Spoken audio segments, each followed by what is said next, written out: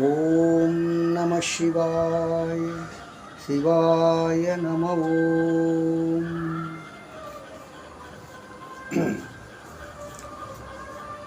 அன்பார்ந்த நேயர்களே, ஸ்ரீ விஸ்வபிரம்மம் அனுக்கிரக ஜோதிடம் என்ற ஜோதிட அலுவலகத்திலிருந்து நடராஜ ஆச்சாரியாகிய அடியேன் பல ஜோதிட கருத்துக்கள், சில ஆன்மீக கருத்துக்கள் அவ்வப்போது அளித்து வந்திருக்கிறேன்.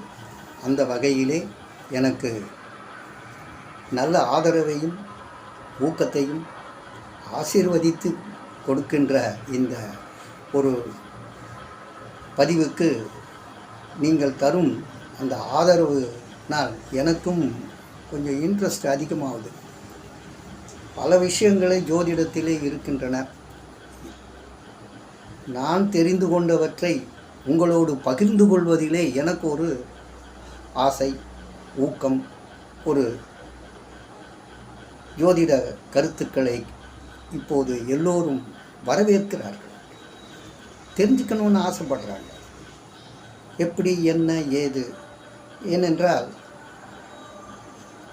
மனிதனுடைய வாழ்க்கையில் பல பிரச்சனைகள்.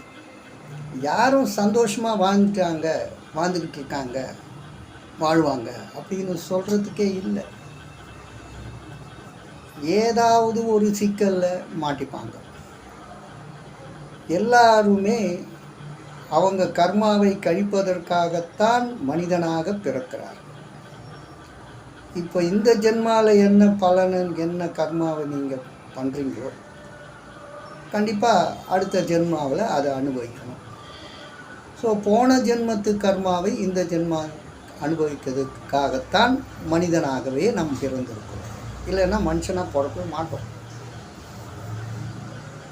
ஸோ இது ஒரு வகையான விஷயம். அப்போது நம்ம பிரச்சனைகளை அனுபவித்துத்தான் வாழ்ந்து கொண்டு இருக்கிறோம். அதில் சந்தேகமே இல்லை. இது போன்ற பல பிரச்சனைகள் இந்த வாழ்க்கையிலே அமைகிறது. முதல்ல பிறந்து வளர்ந்து ஆளாகி ஒரு வேலையை தேடிக்கிட்டு கல்யாண பந்தத்துக்குள்ளே நுழையும் போது தான் பிரச்சனையே ஆரம்பம். இவ்வளோ நாள் சில பிரச்சனைகள் இருந்தாலும் அதெல்லாம் சமாளிச்சிடும். ஆனால் திருமணம் செய்வதிலும் பிரச்சனை, திருமணம் செய்து கொண்ட பிறகு நல்ல மாதிரியாக வாழுறோமா என்பதா ஒரு கொஸ்டின் மார்க்கை போட்டு தான் வாழ்ந்துக்கிட்டு. ஏன்? பிரச்சனைகள் கண்டிப்பாக இந்த காலகட்டங்களிலே ஒவ்வொரு குடும்பமும் அனுபவித்து கொண்டு தான் இருக்கிறது. இது ஜோதிடத்திலேயும் இந்த பொருத்தங்கள் பார்த்து திருமணம் செய்து கொள்கின்ற அந்த ஜாதகங்களிலே இவர் என்ன மாதிரியான பிரச்சனைகளை அனுபவிப்பார், இவர் எப்படிப்பட்ட முறையிலே இவர் வாழ்வார், எதை செய்ய வேண்டும், எதை செய்யக்கூடாது என்பதையெல்லாம் தெளிவாக தெரிந்து கொண்டு இவர் வாழ்க்கையை, அந்த பயணத்தை சரியாக முறையாக செய்தார்கள் என்றால் பிரச்சனைகள் சற்று குறைந்துவிடும். கொஞ்சம் வீரியம் கம்மியாகிடும். 100% பிரச்சனை ஒரு 50% குறையுதுன்னா ஒரு 50% தான் கஷ்டம் அந்த பிரச்சனையால், அப்படின்ற அளவில் போயிடும். ஆக பொருத்தம் பார்க்கும்போது நாம் வெறும் நட்சத்திர பொருத்தத்தை பார்க்கிறோம். அந்த ஜாதக கட்டங்களிலே போய் என்ன ஏது அப்படின்னு பார்க்கும்போது தோஷத்துக்கு தோஷம் இருக்கிறதா என்று பார்க்கிறோம். அவ்வளோதான். ஆனால் சூட்சமமாக சில பிரச்சனைகளை ஒவ்வொரு ஜாதகக்காரருக்கும் இருக்கிறது. அந்த மாதிரியான ஒரு சூட்சமம் கணவன் மனைவி வாழ்க்கையிலே பிரச்சனைகளை ஏற்படுத்துகிறது. அப்படிப்பட்ட ஒரு சூட்சமம் எதுவென்றால், சூரியனும் செவ்வாயும் ஒருவர் ஜாதகத்திலே சேர்ந்திருக்குமே ஆனால், வேற கிரகம் இல்லை, சூரியனும் செவ்வாயும் ஜனன காலத்திலே ஜாதகத்தில் அந்த அமைப்பு, சூரியன் செவ்வாய் எந்த ராசியில் இருந்தாலும் சரி, அது சேர்ந்து இருக்குமே ஆனால் இது தோஷம் என்று சொல்வதற்கு இல்லை. ஆனால் இதை யாரும் பார்க்கறது இல்லை. அப்படி சூரியன் செவ்வாய் சேர்க்கையால் பல பிரச்சனைகள், என்ன பிரச்சனை வரும்னே சொல்ல முடியாது. ரொம்ப கஷ்டம், போராட்டம், வறுமை, அது ரொம்ப பெரிய மோசமான ஒரு துன்பம். திருமண தடை, அது வயசாகுது. இப்போலாம் பாருங்கள், நிறைய பேருக்கு 35 வயசானாலும் திருமணம் நடக்கலை. குடும்ப சிக்கல் வந்துடும். குடும்பத்தில் எப்படி இந்த சிக்கல் வரும்னே சொல்ல முடியாது. யாரால் வரும், எப்படி வரும், எதனால் இதை நம்ம அனுபவிக்கிறோன்றதே புரியாது, குழப்பமாயிடும். சில பேருக்கு புத்திர தோஷம், இல்லை என்றால் புத்திர சோகம், இதுவும் வரும். இதனால் ரொம்ப அவமானம், அசிங்கம், மனம் வேதனை எல்லாமே இந்த சூரியன் செவ்வாய் சேர்க்கையால் குடும்பத்தில் வரும். நீங்கள் எவ்வளோ திறமைசாலியாக இருந்தாலும் சரி, நீங்கள் எப்படிப்பட்ட ஆள் நான் தெரியுமா அப்படின்னுலாம் நீங்கள் சொன்னாலும், நான் எல்லாத்தையும் சமாளிச்சிடுவேன், எதை பண்ணிடுவேன், அதை பண்ணிடுவேன், என்கிட்ட இருக்கிற திறமைக்கு இதெல்லாம் ஒன்றும் இல்லை அப்படிலாம் சொல்லி சவாலெலாம் விட முடியாது. இந்த சூரியன் செவ்வாய் சேர்க்கை உள்ள ஆள் எவ்வளோ திறமை இருந்தாலும் அவனால் முன்னேறவே முடியாது. அது ஒரு பெரிய ஒரு பிரச்சனை. அப்போ இப்போவே நம்ம சில பேர்களை பார்ப்போம்.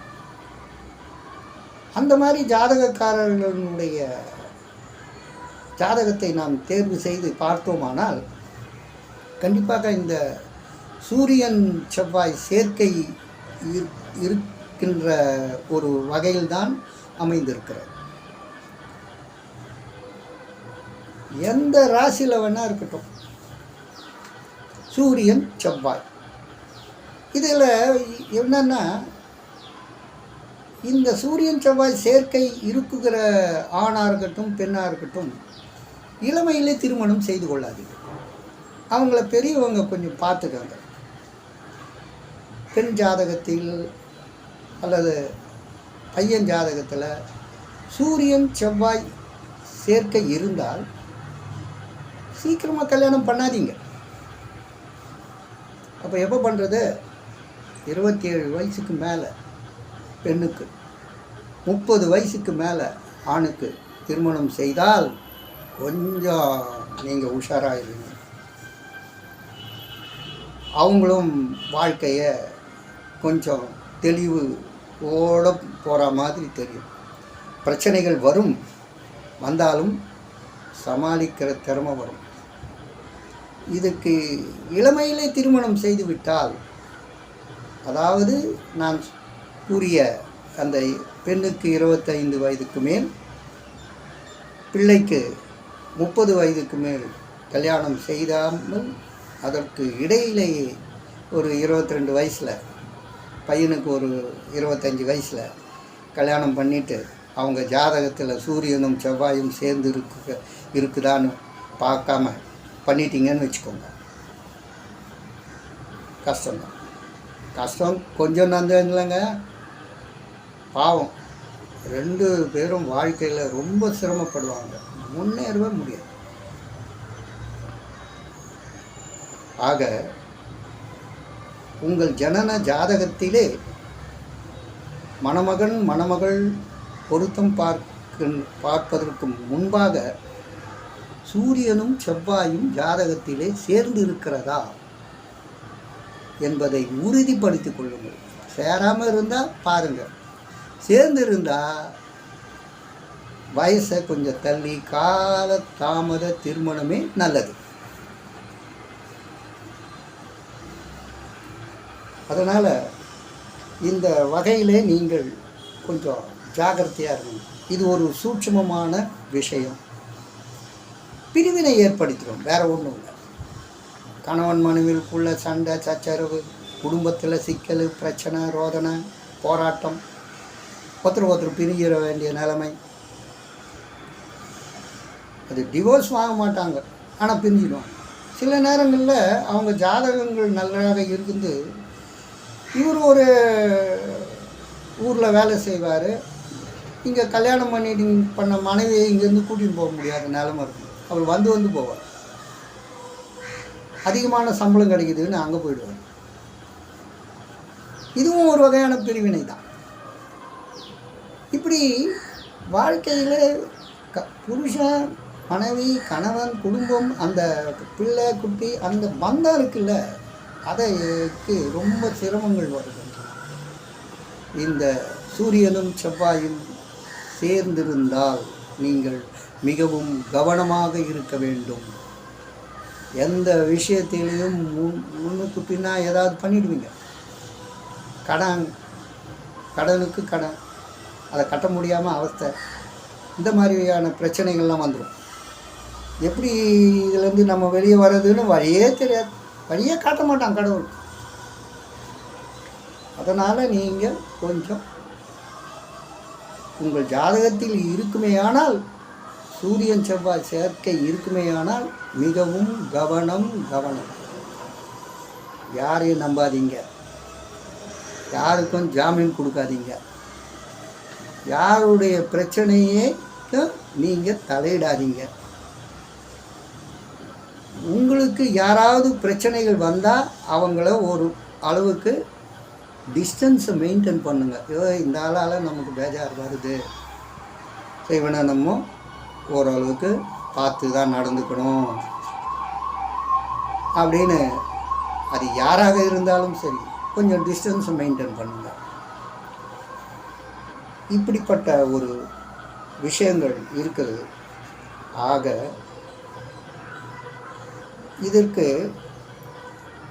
முக்கியமாக இன்னும் ஒரு படி போய் சொல்லணுன்னா, இந்த மகர லக்னம், கும்ப லக்னம், ஒருவர் மகர லக்னத்திலே பிறந்தார் என்றால் அவருக்கு செவ்வாய் 4ஆம் இடத்துக்கு அதிபதி ஆவார், 11ஆம் இடத்துக்கும் அதிபதி ஆவார்.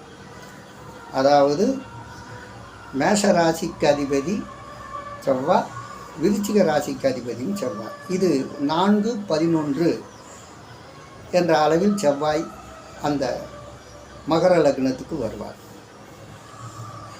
அதே கும்ப லக்னமாக இருந்தால் 3, 10 என்ற அளவில் அந்த செவ்வாய் வருவார்.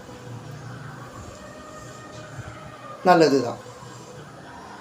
சரி, அப்போ சூரியன் எப்படி? இந்த மகர லக்னத்துக்கு சூரியன் எப்படின்னு கேட்டிங்கன்னா 8 கூடையவர். கும்ப லக்னத்துக்கு சூரியன் எப்படிப்பட்டவர்? 7 கூடையவர். வந்துடுச்சுங்களா? 7ஆம் இடம் களத்திரஸ்தானம், 8ஆம் இடம் ஆயுள் ஸ்தானம், அடுத்து மாங்கல்யஸ்தானம். 4ஆம் இடம் செவ்வாய், 4ஆம் இடம் என்றால் சுகஸ்தானம்,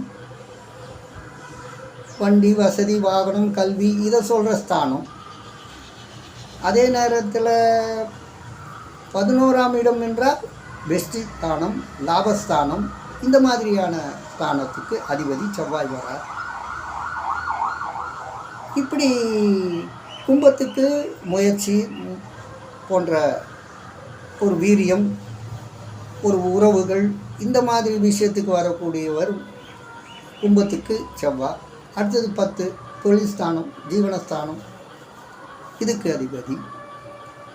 ஸோ இந்த வகையில் இருக்கிறவங்க இந்த 7, 8ன்ற அந்த சூரியனோட இந்த செவ்வாய் சேர்ந்துருச்சுன்னு வச்சுங்க, இந்த பாவங்கள் எல்லாம், இந்த ஆதிபத்தியமெல்லாம் சுத்தமாக அவுட் ஆகிடும். ரொம்ப கஷ்டம்.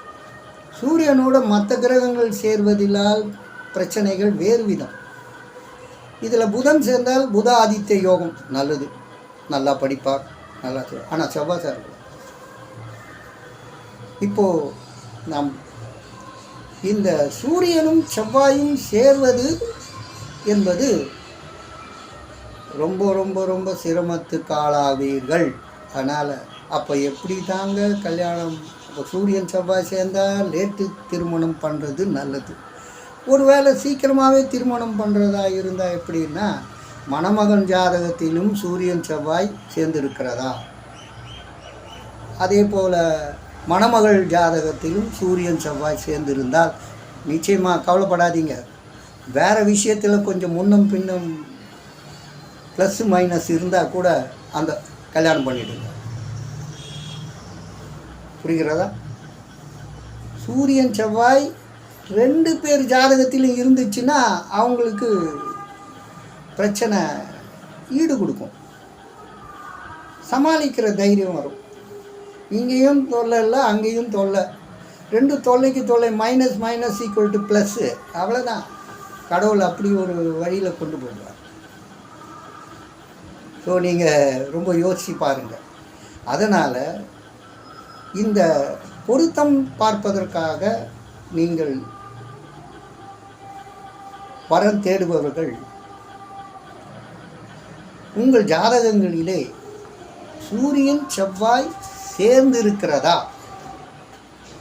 என்பதை உறுதிப்படுத்திக் கொண்டு அதன்படி நீங்கள் செயல்படுங்கள்.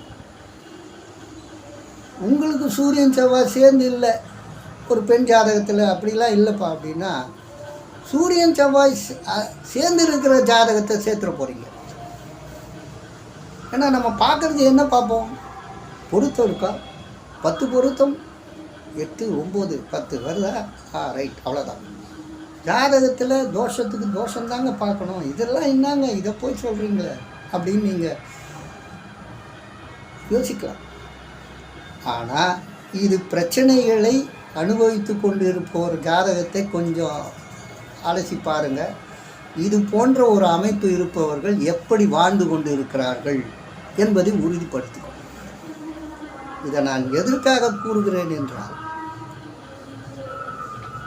நல்ல வாழ்க்கை நல்ல மாதிரி வாழணும் அப்படின்னா கடவுள் நமக்கு ஒரு பிரச்சனையில் உள்ள ஜாதகக்காரருக்கு ஒரு சூட்சமத்தை அந்த ஜாதகம் வழிகாட்டுகிறது. அதை புரிந்து கொண்டு வாழுங்கள் என்றுதான் இறைவன் அருள் பாலிக்கிறார். அது பிரகாரம் நீங்கள் இந்த சூரியன் செவ்வாய் சேர்க்கை இருக்கிறதா என்று யோசிங்க. முக்கியமாக மகர லக்னம் கும்ப லக்னக்காரர்கள் நிச்சயமாக இது போன்ற ஜாதகங்கள் இருக்குமே ஆனால் நிச்சயமாக அவங்க ரொம்ப முன்னேறது ரொம்ப கஷ்டம்.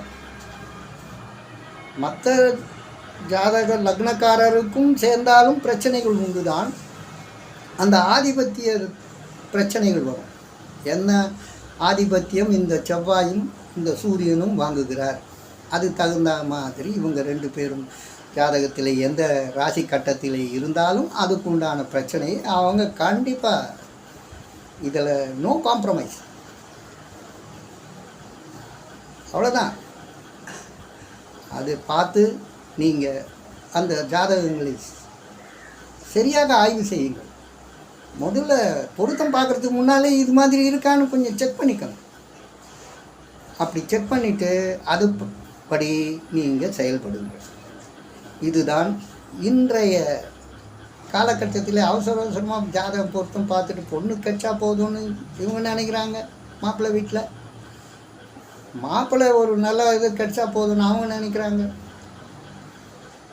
அப்படி ஒரு அவசர கதியிலும் திருமணங்கள் நடக்குவதும் உண்டு, காலதாமதமாக திருமணம் நடக்கிறதும் உண்டு. அது எப்படி காலதாமதம் ஏன் ஏற்படுகிறது?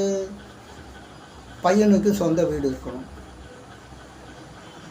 50,000 ரூபாய்க்கு மேலே சம்பாதிக்கணும், அழகாக இருக்கணும்,